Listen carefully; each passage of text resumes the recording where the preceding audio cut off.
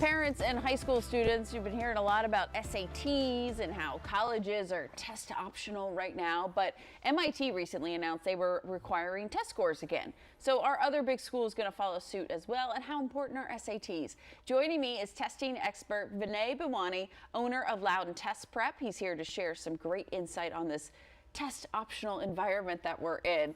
Please shed some light, because we don't know. All right, where do SATs, ACTs, just standardized tests, where do they stand right now? So thanks for having me on. I know Absolutely. this is a question a lot of parents and students have. It's a very confusing time, so there's a lot going on. So what happened when schools went test optional?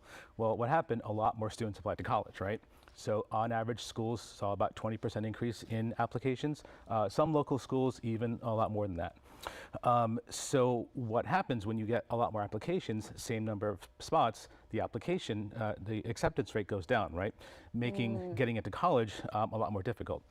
Admissions officers also had a pretty hard time because one, they dealt with more applications, Right. and two, it's hard then to compare apples to apples. You have some students sending SAT scores, ACT scores, some students don't, making it that much harder for them. That's understandable. So SAT, ACT, what should students think about when they are looking to take those tests, so applying to school? So you're saying they should take those tests. Most schools are going to require that again. They should.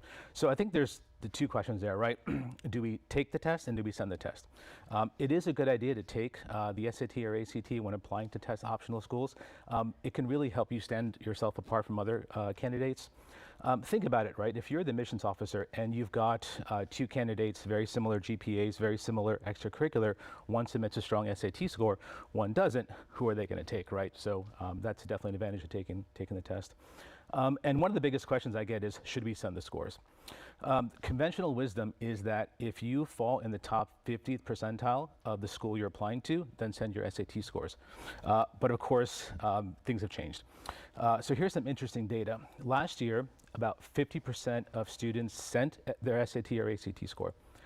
30% took the SAT or ACT, but they didn't send the score because it wasn't in the top range of the schools. So what that did is that skewed the data higher for schools' average SAT, ACT scores from last year, making it seem a lot more difficult to get in. So now what we say is, if you feel your SAT score or ACT score properly represents you as a student and your academic profile, then send the score. Send the score. Show that you did it. It still might set you apart from others, no matter what.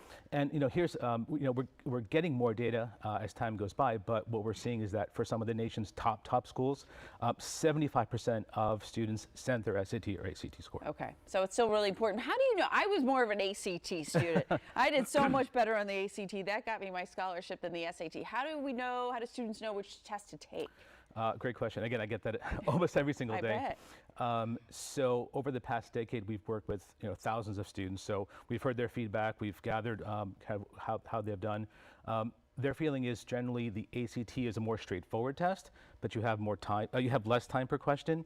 The ACT is a little more complicated and tricky, but you have more time per question to answer.